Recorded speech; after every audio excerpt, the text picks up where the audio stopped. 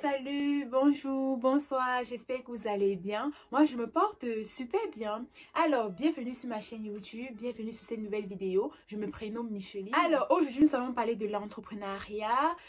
J'ai constaté que vous avez beaucoup aimé les précédentes vidéos du forum Back to Africa, le résumé et les commentaires que j'ai partagés avec vous. Et du coup, j'ai décidé de continuer dans cette lancée. Ce week-end, j'ai assisté à un séminaire business. Voilà, c'est que ce n'était pas aussi grandiose que le précédent forum parce que là, il s'agissait d'un séminaire. Vraiment, c'était un petit comité. Environ 250 à 300 personnes ont assisté à ce séminaire business organisé par 4 jeunes entrepreneurs qui ont formé un club, un groupe qu'on appelle Passion Invest. Des gens qui ont la passion pour investir. Ils accompagnent plusieurs personnes dans l'entrepreneuriat et eux-mêmes sont également passionnés là-dessus. Alors, dans cette vidéo, je vais partager avec vous quelques extraits que j'ai pu filmer lors de ce séminaire que j'ai assisté. Tout n'était pas intéressant, c'est-à-dire tout ne m'intéressait pas parce que j'ai mes objectifs, j'ai mon secteur d'activité que j'aimerais entreprendre, que je vise.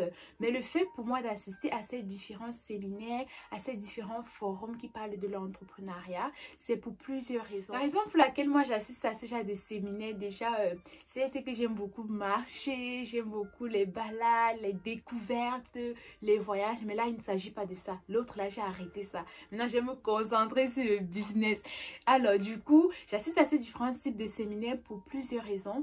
Principalement, c'est pour être boosté, être motivé. Je suis déjà motivée, j'ai déjà la niaque, l'envie, mais le fait de voir d'autres personnes qui ont déjà entrepris, d'autres personnes qui entreprennent déjà, qui ont traversé certaines étapes, ça me motive encore plus. Voilà, le fait de voir des résultats de certaines personnes, ça me motive, ça me challenge surtout.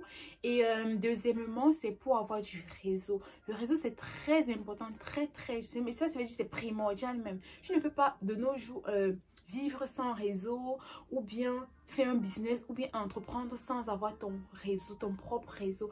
Et le réseau, ça se crée tous les jours. Tu as étudié, tu étais étudiante, tu travailles. En fait, tout ton écosystème, c'est à toi de te créer ton réseau. Voilà. Moi, je pense que c'est bien d'avoir son réseau professionnel. Tu peux avoir ton réseau familial, ton réseau d'amis. Et il faut également te constituer un réseau, surtout pour ceux qui le font dans les business, dans les affaires, parce que tout seul, on ne peut pas avancer. Tout seul, on ne peut pas aller loin. Voilà, donc c'était la deuxième raison. La troisième raison, en fait, c'est pour apprendre des autres. C'est pour apprendre des erreurs des autres. C'est pour apprendre des succès également des autres. Donc voilà les trois principales raisons pour lesquelles moi j'assiste à ce genre de séminaire. Alors dans cette vidéo, je vais partager avec vous quelques images, quelques vidéos que j'ai prises pendant le séminaire pour un peu vous montrer comment ça se passe dans ce type de séminaire. Le but c'est pas de vous exposer tout le séminaire parce que pour y assister, pour participer à ce séminaire, il fallait payer un prix. Donc c'est un investissement. Lorsque j'assiste à des forums, à des séminaires, ce sont des séminaires payants parce que rien n'est gratuit, surtout en Occident, tout est payant. Du coup, tout un prix, les bonnes choses coûtent cher. Lorsque j'assiste à ce genre de séminaire, pour moi, c'est un investissement. C'est un investissement que je fais sur moi. Et le meilleur investissement, c'est l'investissement que vous faites sur vous, que ce soit en lisant des livres. Alors que ce soit également en achetant des livres pour vous instruire, pour augmenter votre niveau, votre connaissance, pour augmenter le niveau, votre level, tout simplement.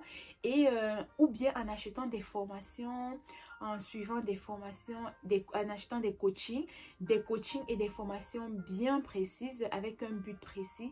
Je ne vous envoie pas là acheter n'importe quelle formation, etc. Et en exclusivité, je vous annonce que ma formation va également bientôt sortir. Voilà. Donc, voilà, regardez ces quelques vidéos. 5 minutes, 5 heures. Ok? Maintenant, mets de la joie à la place de la colère. Pourquoi quand tu te mets en colère 5 minutes avec tes gosses, ta femme, ton mari, des amis ou autres, derrière tu mets du temps à récupérer?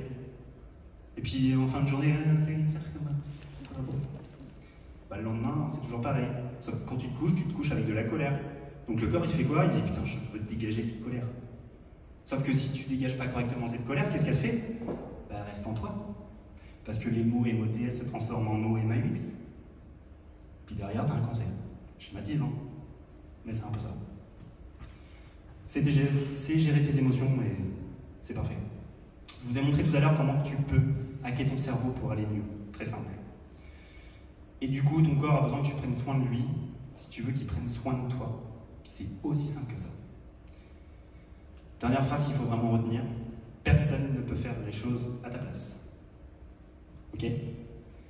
Je sais que dans la salle, il y a des personnes que j'ai accompagnées, que j'accompagne. Je vais accueillir Idriss Abrka, s'il vous plaît, qu'on a d'applaudissements.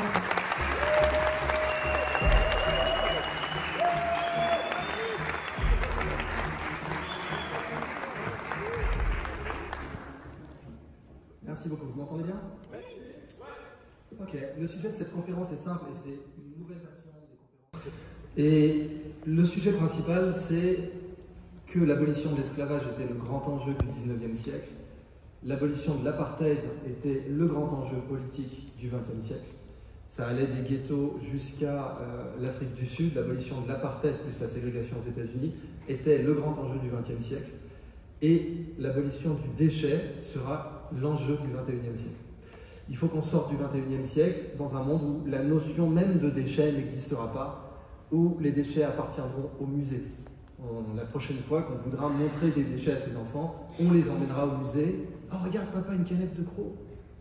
Et pour l'instant, c'est ridicule comme idée, on est d'accord, mais je vais vous montrer comment on peut atteindre cet objectif. Alors, commençons par une image positive. Vous voyez un ginkgo biloba, c'est beau, c'est esthétique, le sol est couvert de feuilles. Ça, c'est ce que nous, les humains, munis d'une culture, on voit. Mais en réalité, la nature, au début, ce qu'elle voit dans ce grand organisme, c'est littéralement une centrale cancérigène perchée sur un poteau de la matière la moins biodégradable de l'histoire naturelle. Avant d'être une beauté naturelle, le ginkgo biloba, c'était une usine cancérigène, dangereuse, et le bois a été pendant des millions d'années la matière la moins biodégradable sur Terre. Alors comment c'est possible? Aujourd'hui, le bois, c'est un matériau noble.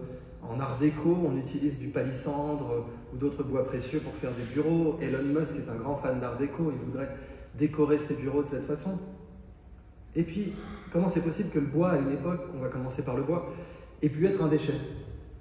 Ben oui, il y a une période sur Terre qui s'appelle le Carbonifère. Et le Carbonifère, c'est une période où quand le bois apparaît sur Terre avec les fougères arborescentes, donc c'est une molécule, c'est des polyphénols, c'est la lignine, donc c'est un polymère, comme les plastiques, simplement c'est pas une matière plastique au sens de la chimie, dans le sens où ce n'est pas plastique, ce n'est pas ductile, on ne peut pas le fondre, etc. On ne peut pas fondre du bois. Mais c'est un polymère de phénol. Et ce polymère de phénol, il est indigeste, il n'y a rien qui peut le digérer, il n'y a rien qui peut le briser. La seule façon de le détruire, c'est le feu. Mais le feu est rare sur Terre. Volcanisme, incendie, foudre, etc. Mais ce n'est pas un événement fréquent, le feu. Et quand la seule façon que vous avez de détruire un polymère, c'est le feu, c'est un déchet. Et le bois, au Carbonifère, la lignine, va s'accumuler partout. Imaginez les océans noirs de bois, ça flotte. Il faut attendre que le bois lentement se minéralise, ça devient du bois pétrifié. Et le bois s'accumule. Et ce bois accumulé va donner des gisements de charbon qui vont rendre l'Angleterre riche, les fameux gisements de charbon des Indes noires. Et c'est ça qui va provoquer, qui va contribuer à la révolution industrielle britannique. Mais au départ, le bois, c'était un déchet dans l'histoire naturelle. Ça, c'est une usine cancérigène. Oui, la photosynthèse est horriblement cancérigène. Ce qui est extraordinaire, c'est que les plantes n'ont quasiment jamais de cancer. Et quand elles en ont, ils ne peuvent jamais être métastasées parce que les plantes ont des cellules cloisonnées, ont une paroi pectocellulosique qui fait que les cellules ne peuvent pas migrer, elles ne se déplacent pas. Il n'y a pas de cellules qui bougent chez les plantes. Quand vous n'avez pas de cellules qui bougent, vous ne pouvez pas avoir de métastase. Ça fait déjà un problème de régler, parce que c'est quand même ça qui fait qu'un cancer peut tuer quelqu'un dans la majorité des cas. Ça craint l'oxygène à mort.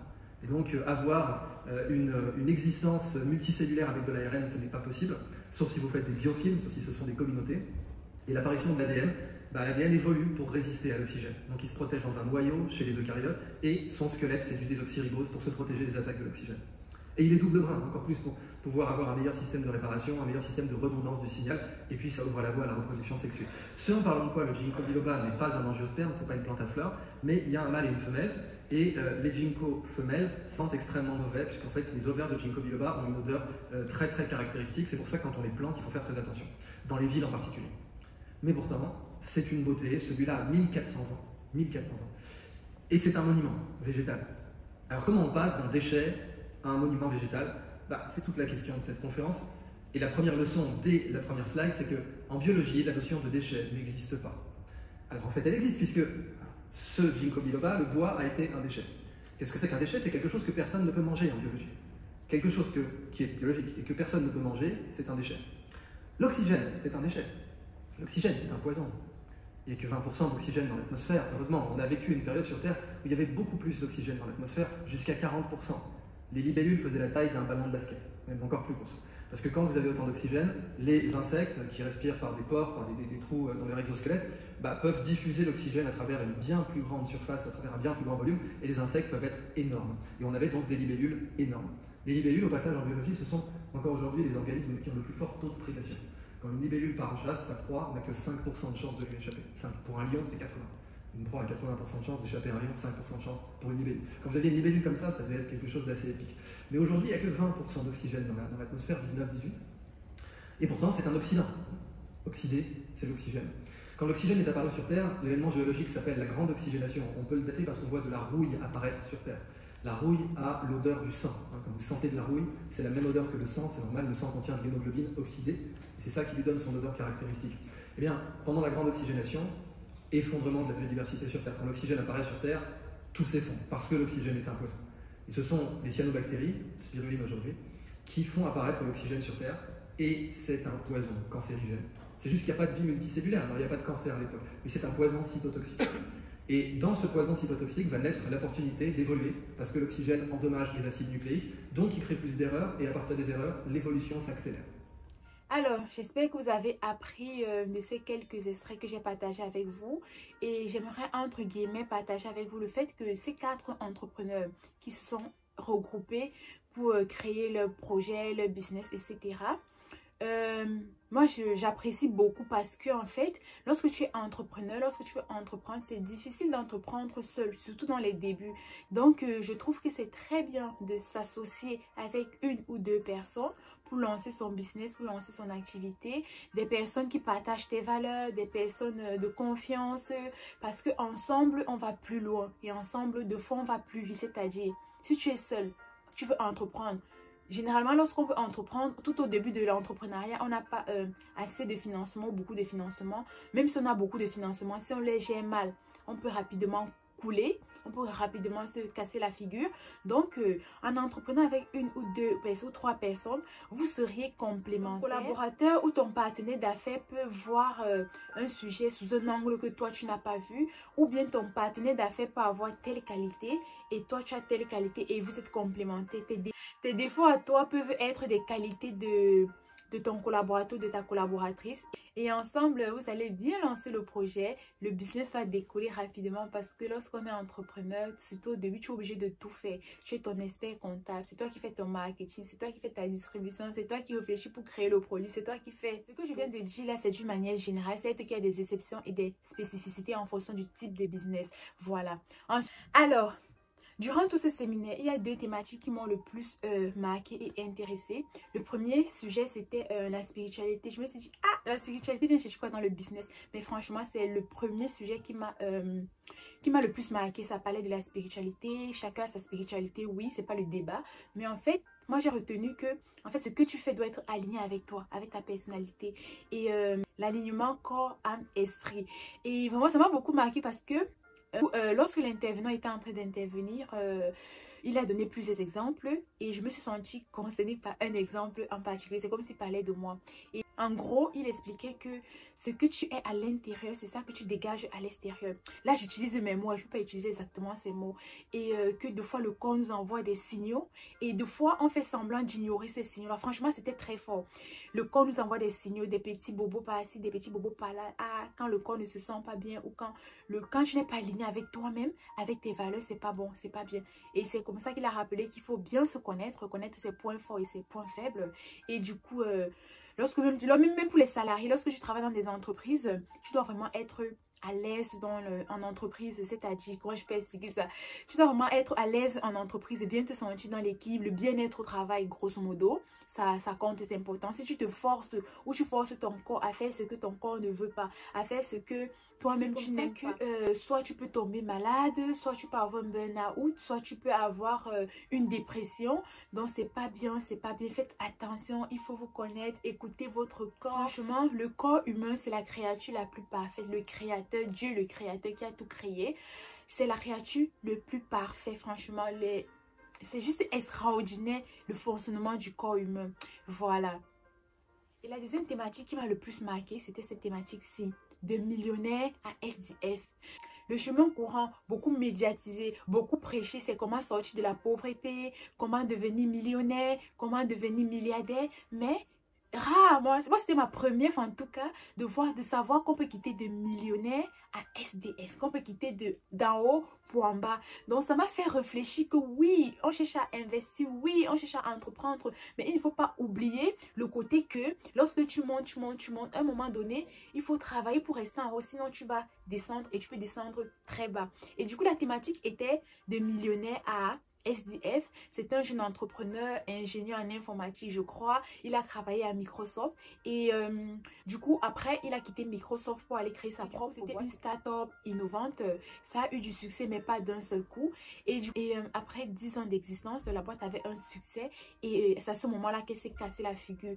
Pour quelle raison exactement, je ne me rappelle plus. Je vais vous mettre un tout petit extrait et vous pouvez aller continuer vos recherches sur les réseaux sociaux du président fondateur général, du créateur de cette boîte-là. Et du coup, il est devenu SDF, c'est-à-dire qu'il est rentré à l'étape 0, c'est-à-dire dans la pauvreté en bas. C'était compliqué pour lui et cette expérience-là qu'il a partagée avec nous, nous a fait comprendre, nous les participants à ce séminaire, majoritairement, c'était des entrepreneurs déjà un peu évolués. Moi, j'étais au milieu et après, il y avait aussi des étudiants en fin d'études qui souhaiteraient entreprendre. C'était un peu le profil de ce séminaire-ci. Et du coup, il est tombé très bas. Il est devenu presque SDF, c'est-à-dire sans domicile fixe. Il a perdu sa maison. C'était vraiment très grave.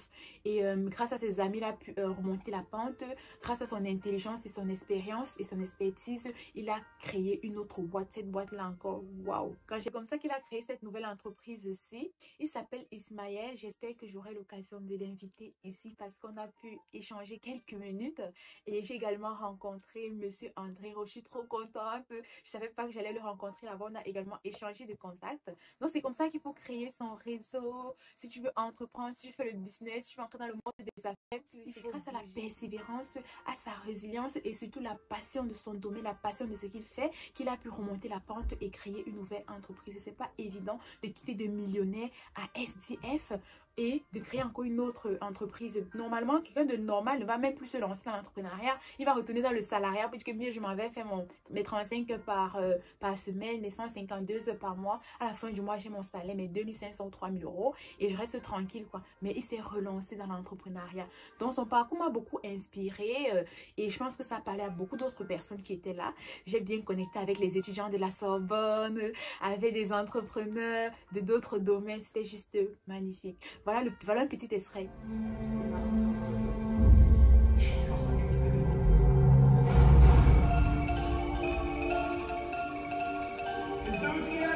Great level, great functionality, and it uses Azure and the Open Data Protocol and big. Yes, un business model qui était un petit peu original et qui me semblait tenir la route, plus de l'énergie derrière, ça me paraissait une équation gagnante. C'est très bien, il faut développer toute la partie commerciale, c'est fantastique. Bon, c'est justement de créer l'interface entre les commerces et les consommateurs et eux, l'intelligence de se passer au-dessus. Donc, peut-être en train de créer une nouvelle façon de communiquer, une nouvelle façon d'emprunter à la personne. Ils fournissent des pairs à des gens qui ont tenté de chercher leur vie.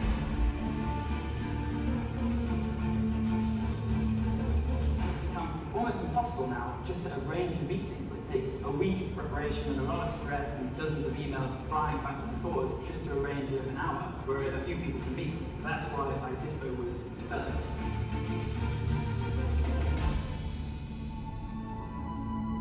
c'est le partage de disponibilité, le partage du temps, c'est le partage des compétences, la possibilité de se rencontrer en B2B, mais aussi en B2C, de rester connecté avec ses amis, avec ses relations de travail. Search engines and geographical search portals, which currently can just show you information, you have to take away and enter into your phone, call them up, discuss your diaries, enter all the information manually. Will now be a 5-second job of saying this is when you're both free, click and the booking will be entered into both calendars. Dispo va apporter de la praticité dans des usages très simples de la vie et surtout un vent de liberté. Raccourcir le temps qu'on passe à certaines tâches qui ne sont pas forcément les plus valorisantes ou celles sur lesquelles on est le plus efficace et pertinent. Donc prendre rendez-vous chez le médecin, chez le coiffeur. Ça peut être une réunion lors des au travail, ça peut être organiser une soirée, un événement entre amis, aller faire un concours technique si on a vécu. C'est souvent un peu par contre combattant pour pouvoir joindre ces personnes. S'il y a quelqu'un qui peut m'aider à chercher le restaurant, puis booker, c'est juste génial pour moi. Ça crée de la frustration parce que souvent on doit entrer en contact avec le professionnel et c'est pas possible. J'aimerais bien aller chez le dentiste, savoir quand est-ce que je pourrais le faire, sans avoir besoin d'attendre qu'il soit ouvert et que la secrétaire de Clairement, les dernières années, avec la révolution du web, on a créé de plus en plus d'opportunités de se rencontrer virtuellement. On a des milliers de contacts sur les réseaux sociaux. Pourtant, les gens se sentent quand même de plus en plus seuls. But at the same time, all of these modes of communication that are virtual don't really help us to connect with other people on a face-to-face basis in a physical world and in a very productive way. Ça peut vraiment être un gain de temps, d'économie de coûts pour plein de professionnels. Et ça va permettre aussi à un indépendant de pouvoir offrir ses services à une communauté beaucoup plus large. Là, il va pouvoir faire parler de lui, faire parler de ses services et les proposer à toute la communauté possible et imaginable qui peuvent être connectés sur la question. Concrètement au restaurant, je pense concrètement aux sociétés qui sont dans le bien-être, c'est la coiffure, dans la santé également, les médecins généralistes, où en fait la prise de rendez-vous gère derrière du chiffre d'affaires, puisque chacun mène de la valeur, chacun mène un service, il faudrait que tout le monde s'y retrouve. Par contre, une chose est importante, c'est que l'utilisateur, la personne qui veut prendre rendez-vous, la personne qui veut un service, pour lui, tout sera gratuit. On met en place dans le produit dispo des garde-fous pour éviter qu'effectivement certaines personnes qui voudraient s'amuser avec le service ne portent pas tort, les gens renseignent pas, communiquent des rendez-vous, donc il y a tout un système de sécurité qui est mis en place. Demain, on veut convier très vite également des développeurs qui vont apporter leur pierre d'édifice, qui vont apporter des nouvelles idées, de la valeur ajoutée, qui fera que le produit dispo va évoluer en permanence au gré effectivement d'idées de développeurs, au gré de demandes des utilisateurs. C'est une solution qui est assez intelligente parce que à la fois elle se positionne sur les grands mouvements d'internet, tout ce que peut apporter le cloud en termes de puissance et de fédération, et deuxièmement elle est construite de telle manière qu'elle est quasiment infinie comme solution. À chaque fois qu'il y a un nouveau besoin, Dispo est dans sa couverture. Donc ça je trouve ça assez révolutionnaire parce que c'est quelque chose qui est quasiment une solution qui est infinie en termes de croissance. Avec le livre,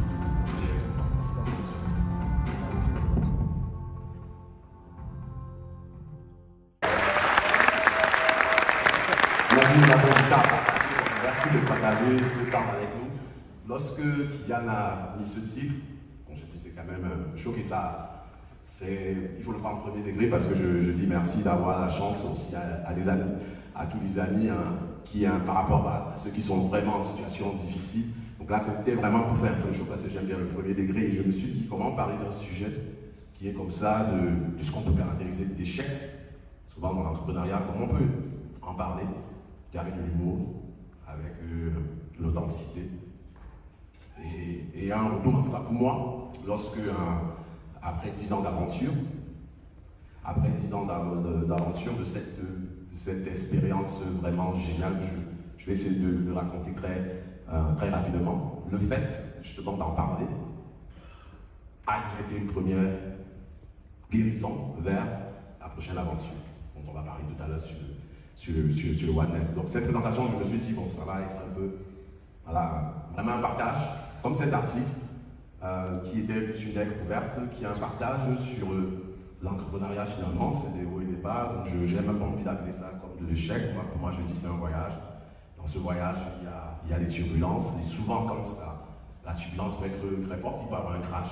Mais quand on a le mindset que nous on n'avait pas avant, quand on intègre ce mindset-là, et c'est ce que j'espère à travers ce qu'on a vécu, ce qu'on est en train de construire pour la suite, j'espère que ça va vous inspirer. Donc pour revenir effectivement, il y a 10 ans, on lançait ce projet.